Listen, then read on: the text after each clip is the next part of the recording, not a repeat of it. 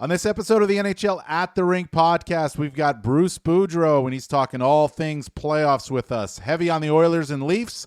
We talk the Islanders winning the draft lottery, the Kings GM job, the Mammoth, and more. All coming up on the NHL At the Rink podcast. NHL At the Rink is presented by Skip, the official food delivery app of the NHL.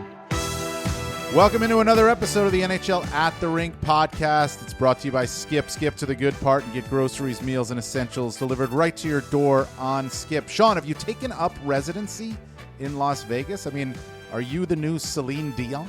I don't know about Celine Dion, dude. But Kelly Clarkson's taking up residency there soon. you know who is taking up residency, and I could pass for him maybe, is Sammy Hagar. Oh, He's in possibly. Park MGM, and he might be as old as I feel after almost 3 weeks of part-time residency here in Vegas. My time is almost done, Dan. I'm coming home after game 2 if somehow I can find my way into Newark and they don't lose my airplane on the way. And I'll be home for the first time since... Who knows? Well, this is going to be a fun episode. We've got Bruce Boudreau joining us. We're going all around the playoffs with former NHL coach Gabby. So that's coming up. But Sean, listen, there's so many top line items here with the playoffs that we can get into. But the juiciest is Toronto, Florida. I mean, you're at Vegas, Edmonton. That's a great series. I'm going to be heading out to Carolina, Washington. It's tight. You got Dallas and Winnipeg. We're recording this on Wednesday. That's going to get going. You know it's Hellebuck, Ottinger, but Florida, Toronto. Now, we have the Stolarz injury already. Joe Woll in net now for the Maple Leafs. Already got the adversity. The one thing that I'm certain of in this series is the Florida Panthers will not be intimidated. The Florida Panthers will not wilt into adversity or whatnot. So now to me it's a question of, are the Maple Leafs really different? Because we've been asking that question, right, all season long. Well, here's your chance to go out and prove it. You've gotten off to a good start. Now you've got some adversity. You got a team on the other side that's a championship team. Maybe you're a little angry at them right now. What do you think of these Maple Leafs? I think they are different, but I don't know if they're different enough, right? You're playing the defending Stanley Cup champions. They didn't have one of their top defensemen in game 1 in Ekblad because he was suspended. So he comes back, he kind of settles their D down a little bit. The matchups work a little bit better. Florida had a little bit of a letdown after beating Tampa, right? That was such an emotional series. Really physical, really intimidating. There were some suspensions. Like, I think they just kind of were like, oh, well, now we got to play Toronto. But now they've been dragged into the fight, right? Like, that series is going to be supercharged tonight. It's must-see TV. Sam Bennett, whether you agree or not, is being cast as a villain in his hometown. He grew up very close to there. Was probably a Leafs fan when he was a kid. And he hits Stolarz, and Stolarz has some sort of injury. He got sick after being hit and had to be pulled, and Joseph Woll came in, and that game got really interesting. And I think if you're the Florida Panthers, you're like, yeah, we lost that game, and we didn't play great, but we saw a lot of good things that we can build on. And if we start fast, it's a different story. If they get out of Toronto 1-1, pressure turn on Toronto. Absolutely. They get out of Toronto 1-1, they're fine. And what I like for the Panthers as we head into game 2 is the fact that it was a 4-1 game going into the third period of game 1. And then 5 minutes later, they were right back in the game. So to me, that said, Matthew Nye scores a pretty goal, 6 minutes left, kind of gives you the insurance. Even Bennett came back and scored again, right? Makes it a 5-4 game. But to me, that shows that maybe as much as we talk about the Maple Leafs are different, do they have a killer instinct? We know that Florida has a killer instinct. So if it's a reversal of where Florida gets off to a fast start and Florida can get up to a lead, I think that's where that killer instinct kicks in, and that's what the Maple Leafs have to prove. So far, they haven't proven it. Yeah, the one thing I will say is, right, what's been the key for Florida in their run to back-to-back cups? To me, it's been that calming influence that Paul Maurice has, right? As a veteran coach, no matter what happened, he was always like, it's going to be okay. My guys are my guys, and we're going to figure it out. Toronto never had that. And I really, really like the way Craig Berube handled game one, right? There were no calls for retribution for Bennett, right? The media wanted to know why. Did the team respond correctly? Of course it did. It's the playoffs. You don't settle vendettas in the playoffs. You don't put yourself shorthanded in the playoffs, right? And I just thought that Craig Berube has that calm hand on the tiller that maybe hasn't been there for a long time, right? Because things go crazy in Toronto. They go haywire really quick. And you need somebody who's just going to be above it and say, yeah, it's okay. We're good. Our guys are good. And Craig was able to do that in the face of what could have been a disaster. Yeah. No, you're right. And I mean, even the question of somebody was asking him about like the Panthers being mean, a mean team. And Berube, who was a mean player, was just like the meanest. Nah. They're not that mean. So it was a good, calm way of handling it. You know what it kind of is? And I mean, they have so much to prove still. But if to flip it to the series that you're at, Vegas-Edmonton, Sean, the Oilers had to prove that they were different a year ago, right? I mean, they had to come through with that and prove it. And even though they lose the series to Florida, they did prove it. They got to Game 7. They're down 3-0 in the Stanley Cup Final, and they push it to a Game 7. They proved something there, and I think what we're seeing now, and you're closer to it right now, Sean. But these Oilers, to me, are just getting better as the series, as the playoffs go on. We're going to touch on this with Bruce Boudreau when we have him on here shortly. You don't love that they have to come back in games. That's something that I think has to stop. But they were down 2-0 in the first round in games against the LA Kings, and then they won 4 in a row, and they got better as that series went along. They were down 2-0 to the Vegas Golden Knights in Game 1. They go and they win 4-2. They got better as that game went along. That game was kind of sort of an example of what the series was against LA in the first round, right? I look at these guys, the Oilers, and say they're playing like a playoff-tested team that's gone on a run, that isn't going to wilt in the face of adversity, that isn't going to, question their game plan. They're going to continue with their game plan. Holes? Yes. Concerns about Pickard? Absolutely. But you're there, Sean. I mean, what do you think? What are you seeing from them? Clearly, Dan, you did not read my column today. I did read your column. Before the podcast started. Yeah, you read my column. What's the lead? I read your column. What was the lead? The lead? I can't remember the lead. But I did read it. Come on. Why you got to put me out like that? Why you got to do that? The lead to your column. Oh, wait. No, I remember it. I do remember it, actually. Because I just read it. Pain leads to progress. So, but that was my point, right? You watch this Edmonton team. I think they've played 9 rounds, right, in the last 3 years. Okay. And they've suffered. No more than last year losing Game 7. Like, that is the ultimate in pain. But the year before, they played Vegas here in the second round.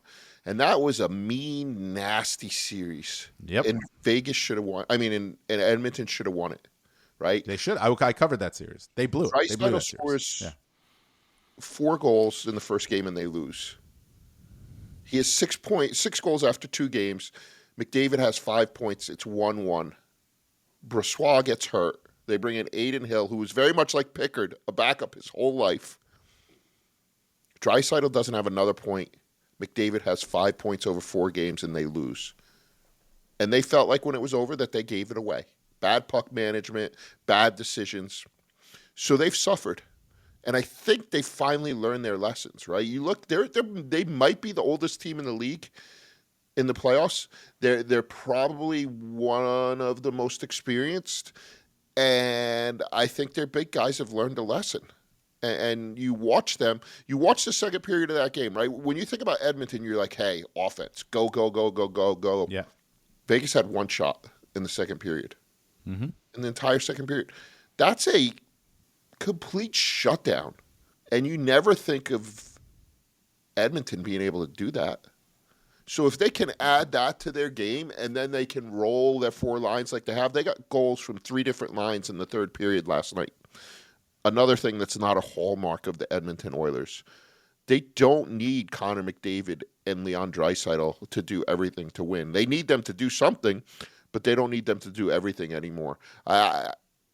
I was surprised at how good Edmonton looked. And I know it's one game, and I know Bruce Cassidy is going to make adjustments and everything else that's going to happen in the series, and I think it's going to be a long series. But to me, Edmonton seems more prime than they've ever been to find what they need. Yeah. And look, Alex Pietrangelo, we know, didn't play in that game. Pavel Dorofeev didn't play in that. It's just two big players for the Vegas Golden Knights. But I'll say this, and you ask a question to Bruce Boudreau in the interview we're going to play here soon, sort of about the top lines and whatnot. But I'll say this, and I didn't think I would say this. I think Edmonton's depth is better than Vegas's depth. I think and their top line guys are better than pretty much everybody else's top line guys. That's not a knock on Eichel and Stone. They're terrific. But I'm looking at Edmonton's depth right now, and I'm saying these guys are all pulling the same way. You got Hyman, you got Perry, obviously, the Nugent Hopkins, Kane being back is huge, Podkolzin. They're all making an impact in certain ways. To me, that's a big reason why they're able to come back in games too, because it's not just, oh boy, we're down 97-29, drive the train, please. They'll drive it, but the other guys are doing it too, and that's a big part of being a playoff tested team. I don't know if their depth is better. Vegas's depth is pretty good, and it carried them for a lot of the Minnesota series. Yeah. I don't think they were allowed to show their depth in Game 1 because of matchup issues and the way they kind of tried to attack that. I'm curious if Bruce Cassidy will change, and that's kind of what we talked about in this interview with Bruce Boudreau from the NHL Network. So why don't we get to that, and we'll go from there. But Sean, before we get to that interview with Bruce, a word from Skip. Free food, beauty. Skip's 60 to score is here. Get even more wins during the Stanley Cup playoffs. How to play, you ask? Place a game day order to play. Pick your team and get your minute. If either team scores during that time, you score a $25 Skip voucher. Order and place 60 to score in the Skip app to take your shot now until May 19th. Get her one. Bruce, thanks so much for joining us. So we'll go big picture to start here. The first round is complete. We had incredible Game 7s. Is this a recency bias because I think this is a great playoffs and maybe the one best first round we've seen, or is it just something that we typically see as we get rolling here in the second round? What do you think? Well, you know what? Usually we remember the last things we see. And right. The last things we saw were 2 Game 7s that have to rank right up there with as good as any of the Game 7s I've seen in recent years. And I mean, that whole St. Louis series to me was as good as it gets with the physicality and the ebbs and flows and backs and forth and everything. But you couldn't write, well, I mean, depending on who you're voting or hoping for, you couldn't write better scripts on endings. I mean, the Winnipeg series to me, to tie it up with 2 empty net goals in the last 2 minutes of the game and to win it in overtime, my goodness, if you're a fan of hockey, but you didn't know if you're a fan of either one of those teams, how could you not just become an instant fan if you were on the fence? So, and the Dallas thing, I think from the beginning, guys, that nobody knew who was going to win. Everybody would have bet it was a Game 7 scenario. And when Colorado had a 2-0 lead and Dallas was doing nothing, they were just let's end this game. They get 1 goal, the crowd goes nuts, and then all of a sudden Rantanen gets the goal, and then he has a field day and becomes a folk hero. But let me ask you from a technical standpoint from the Jets, because I've been curious about this since the moment it happened, since they scored those goals and got the goal in overtime. As a coach, you look at that. Is that a defining moment? Does that change the psyche of a team, right? We always talk about, how teams have to lose to win. The Florida Panthers had to lose to the Golden Knights to beat Edmonton. Winnipeg suffered so much for so long, especially Connor Hellebuck, to fashion that victory out of the jaws of defeat. Does that change the psyche of a team? To me, until they win on the road, it doesn't. They've been great at home. They fashion comebacks. They shut people down.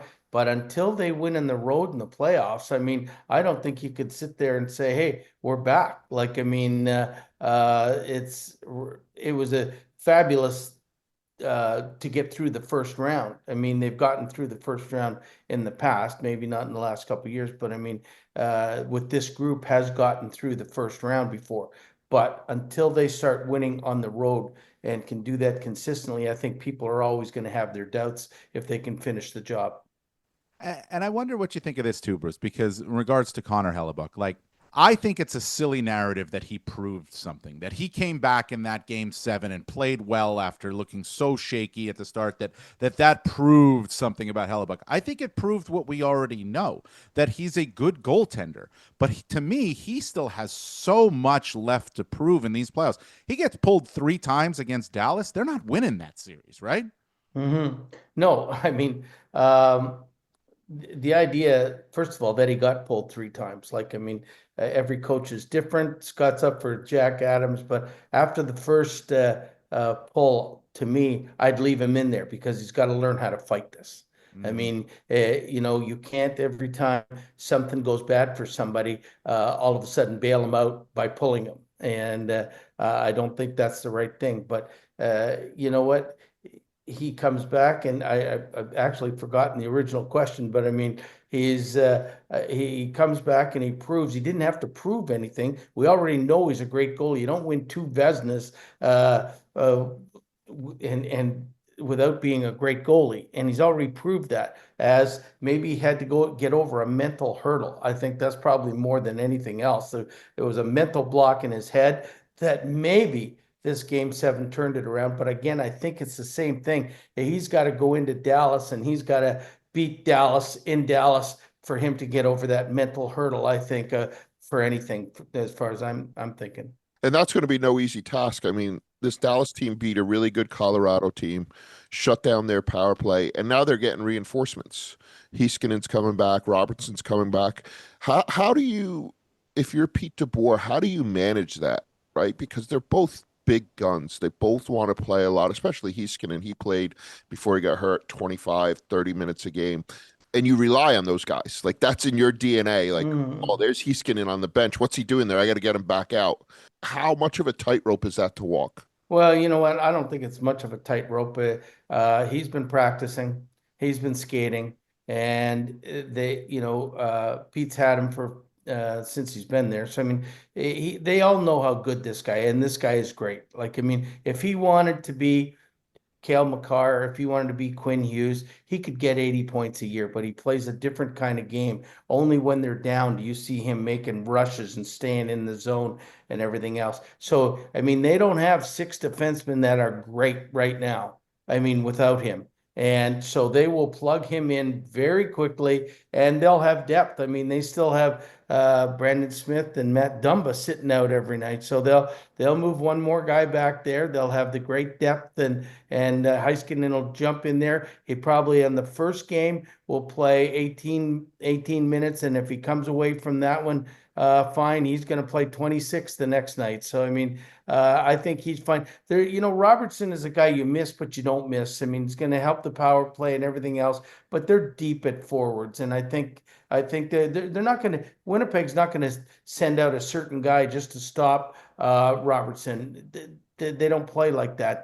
They'll put Lowry's line on whoever they feel is the best line, and especially if Winnipeg gets healthy, if Scheifele can play, then and they get their forwards back, then they're deep as well. So, I mean, I think it'll be 4 lines against 4 lines, and just like at the Colorado series, and they'll play it and let the best team win. But the key is going to be Hellebuck, I think, and the other net. You know what? Still, too, I mean, the inconsistency, I think, in the Dallas net, sometimes he's great, and one night he's bad. What's his name? I forget him. I can't never. Ottinger. You know what? Do you ever have the one guy that you can never remember his name? It just comes in and goes out and never stays with me. So I know I am so worried about that when I get on live TV and I sit there and I forget everybody's name, and I should know. Like, I mean, I'll forget Matthews one night, and I was like, that center for the Leafs that hasn't scored 34. What's his name? I forget names. Sean forgets a ton. Hey, listen, you're on live TV, Bruce. It's all right. You got hosts to correct you for that. That's a good thing. I appreciate that. You got hosts for that. I wanted to flip it to the series that Sean's at right now, Vegas Edmonton. We see game one there, and then Vegas jumps out to the 2-0 lead, and then it just looked like Edmonton took over, and they just kept getting better and better. And maybe that's what's happening for them in these playoffs. They've come back in 5 games in a row, 4 times now coming back after the second, trailing at least in the second period, couple in the third. What do you make of Edmonton right now? Is that too much of a tightrope to walk to go on a long run, or is this team just look to you like they're playoff tested and they're getting better as it goes? Well, I think both. I mean, I sit back there and I go, can they win? Well, they've won 5 in a row with Picard and net. They can't keep that up. Like, I mean, I'm just looking at his history. He's never done this. So how can they keep it up? And they're, I mean, and you can't keep coming back, even though when you're behind. I mean, I've been coaching a couple teams that we thought we could win every game, no matter how far we got back, and you have that belief that you think you can get back. But like, I mean, soon as Corey Perry scored near the end of the first period, I thought, you know what, this is going to be a heck of a game, because to me, Vegas wasn't controlling it in the first place. I mean, they got 2 goals and that, but I mean, it's the same way as they played Minnesota. They were never controlling Minnesota. They eked out wins usually in the third period. But today, I think Edmonton's got that belief that, boys, we're down. Now it's time to step it up, and they step it up, and some guys play over their head. And like right now, to me, like, I watch Bouchard during the season, and I just want to punch him in the head, because I just think he makes so many damn mistakes. But I mean, right now he's playing like a Norris Trophy winner. Like, I mean, he's that good. And Picard, who's been a backup his whole life, has won 5 in a row. I'm sure that he's never won 5 in a row in his life, and or in the NHL anyway. So, but the other thing too is Edmonton knows how to win. They've been there, like we were saying, Sean was saying earlier. Florida's been in the finals, and then they come back and they win. Edmonton's in the finals, they come back, and who knows how far they can go. I don't know if anybody really thought at the beginning that they'd beat LA. And then I don't know if anybody said, well, okay, they beat LA, they're not going to beat Vegas. But here they are, they've flipped the switch on Vegas, and Vegas didn't look great beating Minnesota. So to me, they're battle tested, and all of those things. So I mean, there's a good chance that Edmonton's just going to keep going. I need to ask you, because it's been such a big narrative here, and I find it fascinating, right? You have, on each side, you have a existential question that a coach has to answer. Chris Knobloch has to answer whether he wants to keep his 2 big guys together or he wants to spread them apart. So far, he's chosen he wants to keep Draisaitl and McDavid together. And then Bruce has to decide how badly he wants to match that, right? And with the super line that he's formed, he's taken his second line center and William Karlsson and moved him up to the top line, and they did wonders against Minnesota's top line, which went crazy on them. But as a coach, where do you kind of say, this is my team and I'm going to dictate? And where do you say, I need to figure out those guys? Well, what we're talking about, normally the home team, the coach is going to dictate how this game is going to go. But when you've got those 2 guys, meaning McDavid and Draisaitl, you just sit there, and whatever you do, the other team is planning around, home or away, on how to stop them. So, I mean, by putting them together, and, they could play 25 minutes, and because you're looking at matching. I wish Vegas would say, hey, listen, we got 4 deep lines. When they won the Cup, they had 4 deep lines, and the 4th line could play against anybody. Let's get Eichel away from these guys. Let's get these guys away from them. Let them be their game. And when they're on the ice, we'll just say, okay, we will defend. We will play above them and everything else.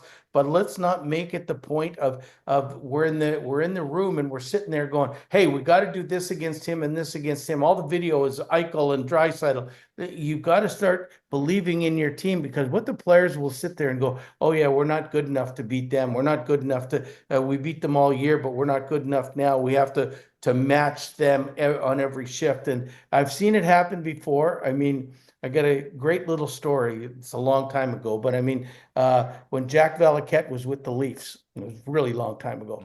I mean, he was a fourth line guy with the Leafs, and he got traded to Colorado. And the next time they played Colorado, all Roger Nielsen tried to do was get Sittler away from Jack Valaket. And comes into the room and he says, "What are we doing?" I said, "This guy couldn't make our team. Now we're worried about playing against him." Like, I mean, and I think that's sort of the situation I'm thinking of is Vegas. You got to be aware of those guys, and you get your defense matchups against those guys. But as forwards, I would sit there and say we're all a great defensive team. Everybody plays when they're out against Draisaitl and McDavid. Let's play against them. When we're not, let's go to score. Because I mean, I think that's been their problem. It goes against the philosophy that they typically have, right? I mean, and that does that not take your team out of its own game plan, right?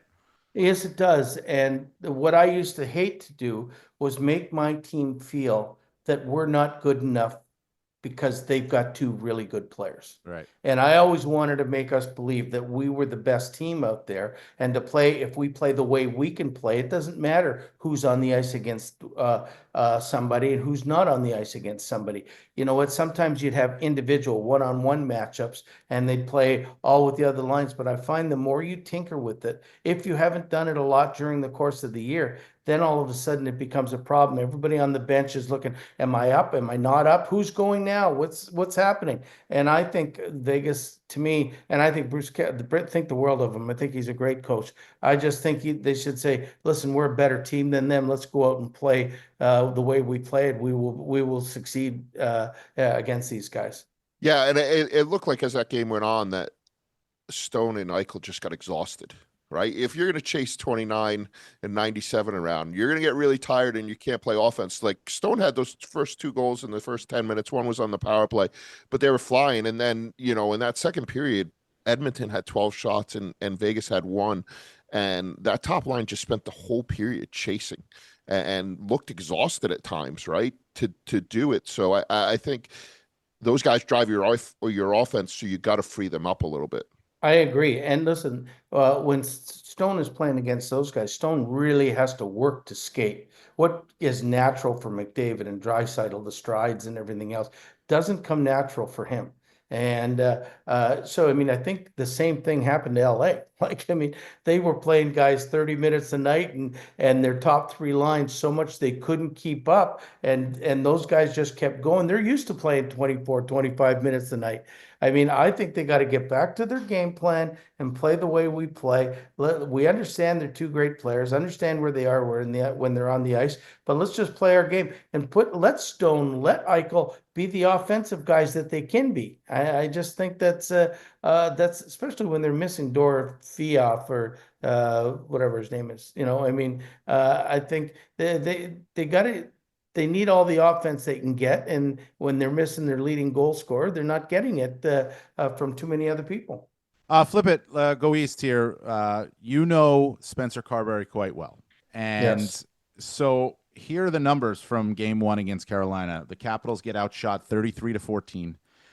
The shot attempts are plus 60 in favor of Carolina, 94-34. Yet it's a 2-1 game in overtime. And it took a Logan Stankoven goal about midway through the third period for Carolina to even get that. So if you're Carberry and you're looking at this and you know Spencer well, is this a ton of corrections that he has to make here?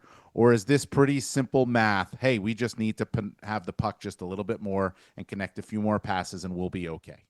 Well, they got to play better. I thought that was maybe one of the worst performances I've seen Washington have in a long time. I mean, to get 14 shots even after overtime, like, I mean, they didn't have a shot in overtime. No, it is ridiculous. But I mean, I think it's what Carolina did was they beat them to every loose puck. Like, I mean, I thought, the Caps have good speed. They're not a slow team, but they didn't use their size and physicality at all. And I think, I mean, when they dump the puck in, all Carolina does all the time is just dump it right back out.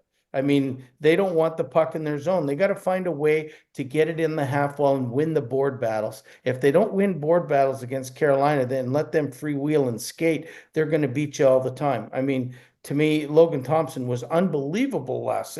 Like, I mean, it should have been 5-6 to 1 at any point in the game.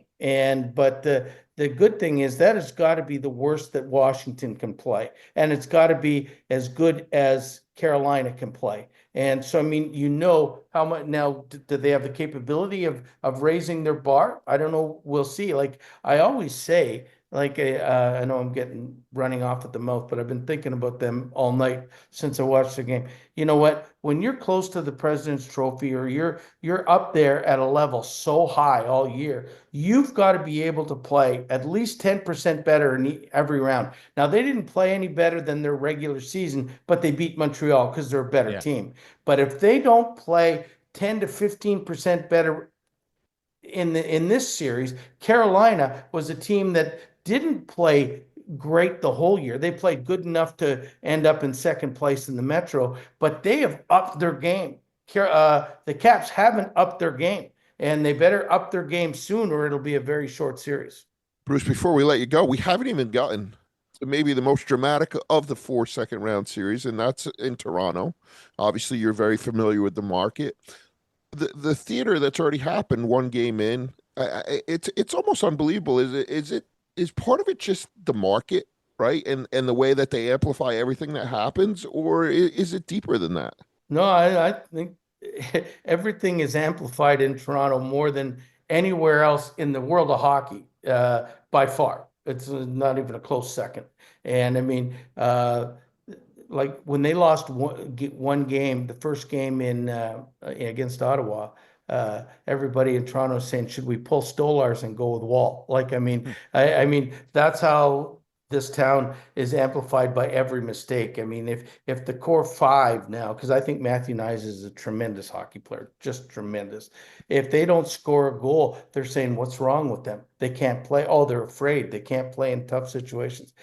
But I think that first game was a really good game by Toronto. They were ready to play. There was at one point in the game, and I said, oh my goodness, I said, Toronto, just, this may be their year that they go a little further. Like, I mean, but I still think Florida is the best team. And, they came back and they didn't play a great first half of the game.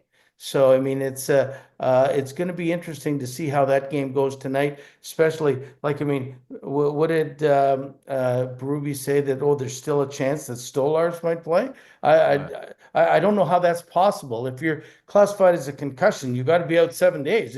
3 days before you even do something, you weren't even allowed to ride the bike in my day for 3 days. Then you ride the bike and you see if you can do it. If you can, then you get on the ice. You got to be on the ice for 2 days. So, I mean, so I don't know how Stolarz can be in the net. And he's been playing great. Wall has been pretty successful all year, but I just think Florida's got more to give. They didn't look like the team that beat Tampa. It was almost like the Tampa rivalry was bigger than the Florida-Toronto rivalry. So they've got to sort of get themselves back in the series a bit. And I mean, they have Ekblad coming back tonight. So, I mean, it should be a little easier for them. But I think Florida will win tonight, but it's going to be a good series. Yeah.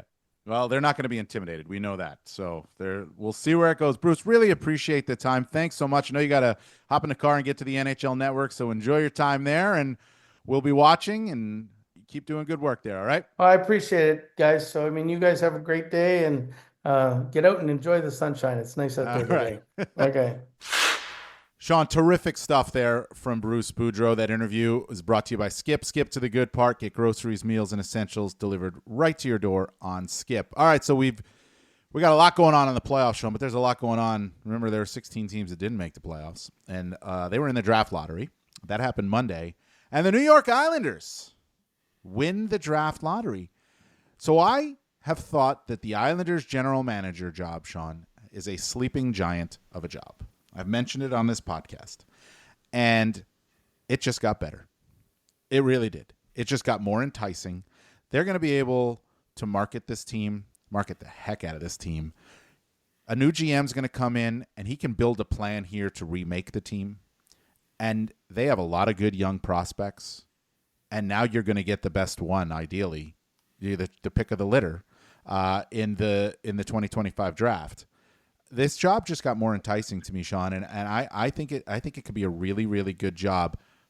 But you're going to require which will require some patience. It doesn't require complete upheaval, decade of losing. It just requires some patience. But getting that pick, I think it just made it more enticing.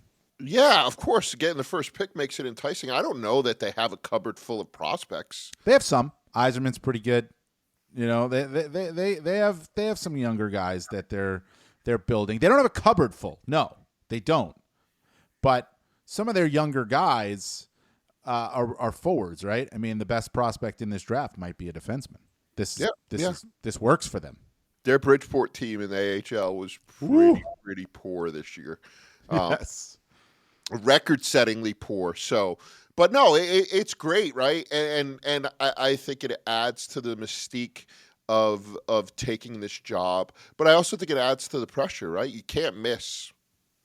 If you miss, you're setting the franchise back because this is your golden ticket, and you need to cash it in.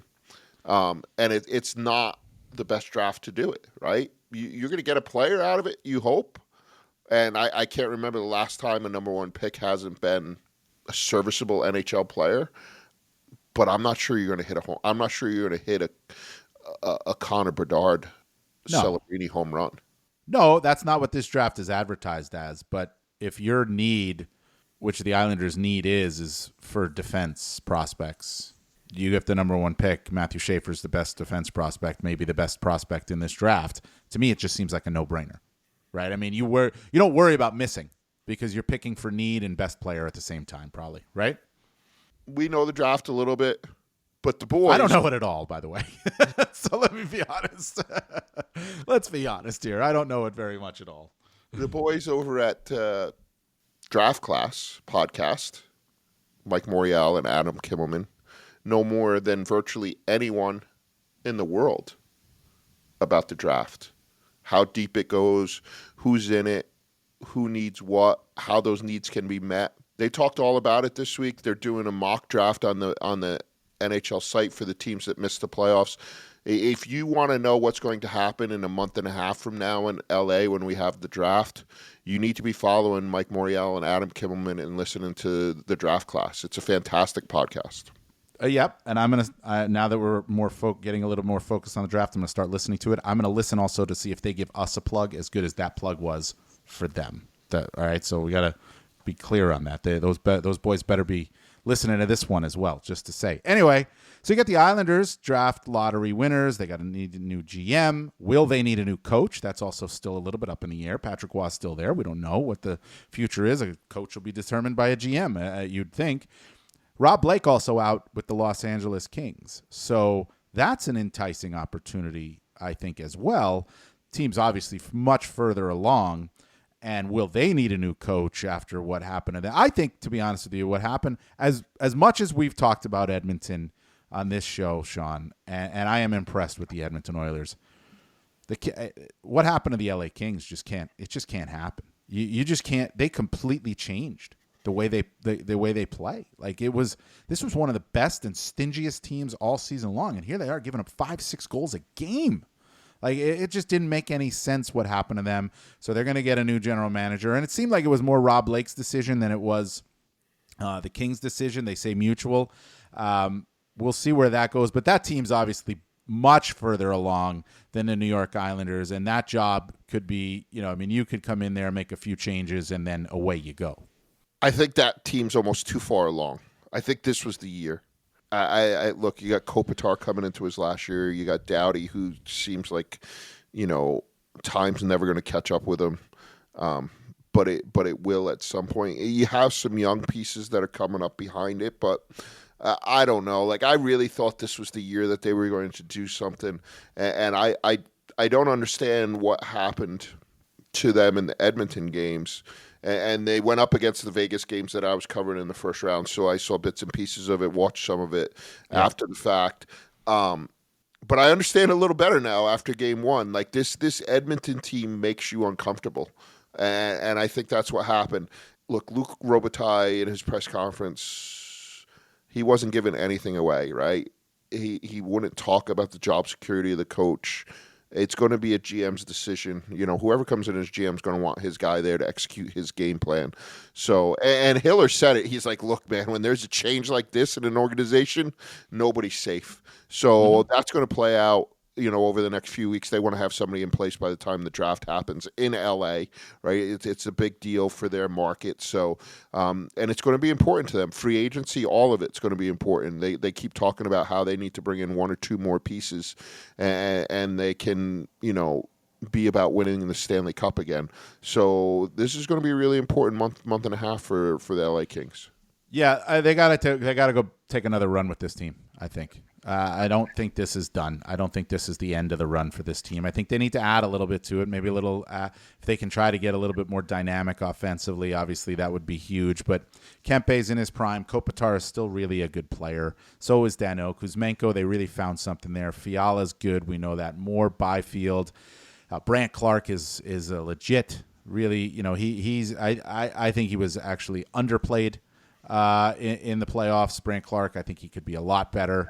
I think that a new GM comes into this role, and maybe it's a Marc Bergevin who's already been working for the franchise, right? I mean, he's a former GM with the Montreal Canadiens, but whoever the new GM, it's a little bit more of a plug and play type situation than it is retool the thing around. The Islanders is a far more of a retool, if you will. This one, they got to take another shot with this group. It's a good team. They were just different in the playoffs, and maybe that has a lot to do with coaching too. I don't know. Yeah, no, look, I'm not saying they don't take another shot. They have to. It's the only thing they can do with the personnel they have. I just don't know if it's good enough. Like I thought this was the year. I think unless something radically changes, I think you're going to start to see the slide happen, right? So maybe they arrest it for a year or two and make another couple of runs, but something has to change there. I wondered if something was going to change in Tampa, but it looks like John Cooper's going to be back. I did wonder there if a change would be made on Cooper's end more than anything, just because at some point you run your course, and I guess it did run in Pittsburgh. Mike Sullivan's going to get introduced as the new New York Rangers coach tomorrow. That'd be Thursday. What do you think of that, Sean? I think it's the only thing that they could do, right? You can't bring in a young guy into that program. Like that team has already shown they're not going to respond to a young guy. They're kind of running the program, and so it's a really veteran-heavy room, and there seems to be issues there. So I think it's a really good job for Mike Sullivan. I know he wanted to stay in Pittsburgh and go through the rebuild and kind of prove to everybody that he could do it. But now, like you said about the LA Kings, he walks into a plug-and-play situation. His biggest job is to fix that room, is to convince those players to play for each other. The room's going to look different. It's going to look different. There's going to be changes. I'm actually really curious to see what Sullivan has to say about this team because he coached against them for a very long time, and I'm curious what his thoughts were, and I don't know if he'll give them, what his thoughts were when he went and coached against them this season. And did he see noticeable changes as he was coaching against them? And those are one-offs. I get it. You know a team a lot better when you're with them every day. But the room's going to look a little bit different. And this hiring, and we don't know the money they gave him, but the amount of money they gave him, it's his team. It's not the players' team anymore. That will be the first message. There is an absolute boss in there in New York Rangers right now. And it's not a knock on Peter Laviolette. But that's why they hired him. That's why they gave him that much money. So we will see where that goes. But I'm very curious to see what he says at his press conference on Thursday. So am I. But speaking, and before we get out of here, speaking of the Pittsburgh Penguins, Sidney Crosby is going to play some more hockey. He didn't make it to the playoffs this year, and I'm sure he's very bummed about that. So he's decided to play in the Worlds, which are starting this week in Denmark and Sweden. As I'm sure you know, Dan, he's going to have some company from his hometown, Nathan MacKinnon, who can't believe that he's playing in the Worlds. But better than all of that, you buried the lead. Yes, go ahead. Well, Sidney Crosby's always the lead. No, not in this situation. Go. But better than that, Marc-Andre Fleury is going to play in the Worlds. Love that. And I think that is fantastic because I don't ever want to see him stop playing. And his joy about going over there and being able to chirp Sidney Crosby and maybe win one more thing in his career. And it's been reported a lot that this is his opportunity to win the triple gold. It's not. He did win the Olympics. He didn't play. And part of the triple gold rules are you have to appear in the championship that you won. So that's just a minor technicality. But Marc-Andre Fleury, Sidney Crosby, and Nathan MacKinnon on Canada for the Worlds. We might as well give him the medal now. He's just going to run pranks on Sidney Crosby, and I love it. I think I'm here all day for it. It's going to be awesome because that tournament is so loose. It's a reward, basically, for guys. It's a little different this year because the Olympics are coming, and there are guys on that team that are going to want to impress for the Olympics and claim some of those last spots that are available. But for the most part, it's a really laid-back tournament, and it's competitive, and people want to win, but it's not a Taskmaster tournament. You get to enjoy the country. You know, the round robin is so loose with so many teams that are second-tier teams that you don't really have to start playing until the quarterfinals. And by the way, Sean, we got to get used to, before we get out of here, start saying Utah Mammoth, because that is the new team name. They've announced it today, Wednesday.